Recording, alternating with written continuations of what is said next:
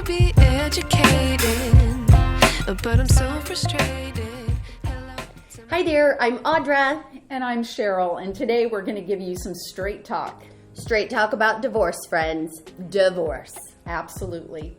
So, Audra, today I wanted to bring up retirement because that's a really important topic that probably a lot of people, especially if you're younger, don't give a lot of consideration to, and how that impacts your settlement in a divorce. These are epic questions. Okay, so let's talk about the child rearing person right now. Maybe they worked, they've got 3 kids, and they say, oh, I am finally ready to stay home, help get these kids to and fro, and that's going to be my new job. Okay, great plan. And what about your retirement? Have you and your spouse actually sat down and had a conversation that says, okay, well, if I were going to contribute to a regular IRA, that is going to be this year, 2023, $6,500.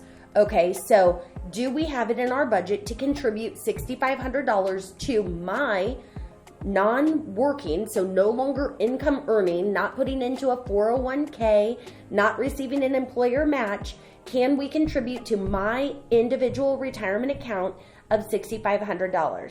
Whoa. Now, wait a minute, Audra. Mm-hmm. You mean even if you have a non-working spouse, they can contribute to an IRA and not just depend on their working spouse? Absolutely. In fact, I would say that you have to, okay? Because Cheryl, here's the deal. Sorry, friends. 50% of you are getting a divorce. It's a census statistic. First marriage, 50%. Second marriage, 60% end in divorce. Third marriage, 75% end in divorce. You're going to work every day of your life as a more seasoned, mature person if you don't continue to contribute to some sort of retirement vessel for your future.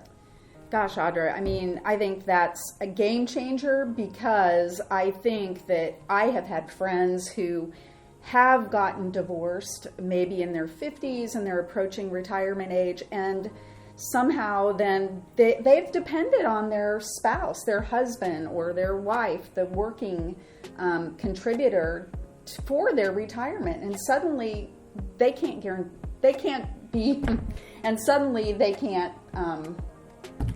Well, they don't have the money, yeah. Right? Like all of a sudden their life has changed. Yeah, that's where you're going with this is, oh, my provider is no longer.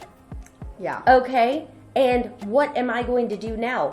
Re-enter the workforce after 30 years of not being in the workforce, and now I have to renew my skills, and unfortunately, people, as they season, not just women, men too, are going to not be as desirable as a more mature human being going back into the workforce.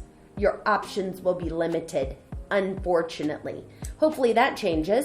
All right, it's 2023. We might appreciate a more seasoned worker. Shoot, right now there's all kinds of will work signs, and the younger demographic doesn't want to go and work for that hourly wage. Absolutely. You know, Audra, I don't want to work my entire life. No. I don't want to.